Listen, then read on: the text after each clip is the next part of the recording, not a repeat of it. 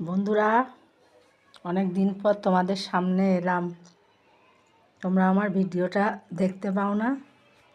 আমি তোমাদের এর আগে বলেছিলাম আমি খুব অসুস্থ হয়ে পড়েছিলাম। এখন আমি পুরোপুরি সুস্থ।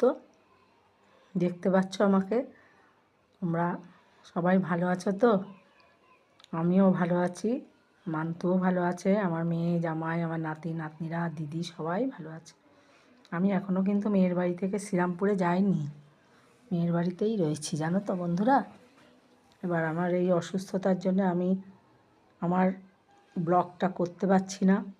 আশা করি তোমরা বুঝবে। আমি এর আগে বলেছিলাম আমার মুখটা এরকম বেঁকে গেছিলো, তারপরে চিকিৎসার মধ্যে ছিলাম। এখন আমি সম্পূর্ণ সুস্থ। এই স্নান করে এলাম, যে বন্ধুদের কাছে একটু যাই। বন্ধুদের সঙ্গে অনেক দিন দেখা হয়নি, কথা হয়নি। বন্ধুদের বলছি তোমরা আশা করি এই ব্লগটা দেখছো, দেখে সবাই খুশি হবে। দেখো কিন্তু আমার এই ব্লগটা বন্ধুরা, আমি বলছি তোমরা কিন্তু দেখো, অবশ্যই দেখো। আর মান্তু আমার এখানে ভালো আছে, ওর বোনের বাড়ি খুব ভালো আছে। আমার নাতনিটা স্কুল গেছে, নাতিটার এখন ছুটি চলছে, অ্যানুয়াল পরীক্ষা হয়ে গেছে। ওপরেও আঁকা প্র্যাকটিস করছে ওর মায়ের কাছে বসে। আঁকার স্কুলে দিয়েছে, ওর মা মোবাইল দেখে, ও আঁকা প্র্যাকটিস করে।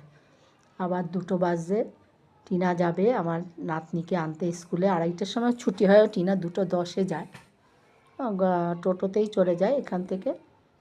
এই হচ্ছে ব্যাপার। তোমাদের সঙ্গে আর কি কথা বলবো। এখন চারিদিকের যা অবস্থা হয়েছে, খালি ঈশ্বরের কাছে প্রার্থনা করছি এই মহামারী যুদ্ধ থেকে সবাইকে মুক্তি দাও।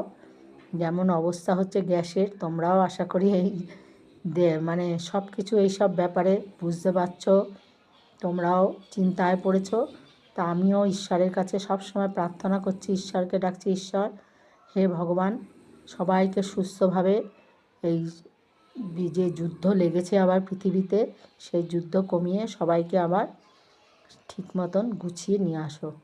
এটা আমার সবসময় কামনা। আমি ভগবানের কাছে সবসময় এটাই প্রার্থনা করি। সবার ভালো আমার বলতে ভালো লাগে, সবার ভালো চাই। ভগবান যেন এরমভাবে সবাইকে ভালো রাখতে পারে। বন্ধুরা আর কি বলবো, সকালবেলা উঠি এক একটা খবরেও দেখছি আমি টিভিতে, আবার জামাই মেয়ে এক একটা খবর বলে, শুনে ভীষণ গা হাত পা মানে কেমন অস্থির অস্থির করতে থাকে। আমি অনেকটাই দুর্বল হয়ে পড়েছি, যেগুলো অনেক কথা আমি নিতে পারি না এখন, কিন্তু নিতেই হবে। আবার ভগবানকে বলি, ভগবান আমাকে ধৈর্য দাও, শক্তি দাও, সব কিছুই নিতে হবে। গ্যাস নিয়ে এমন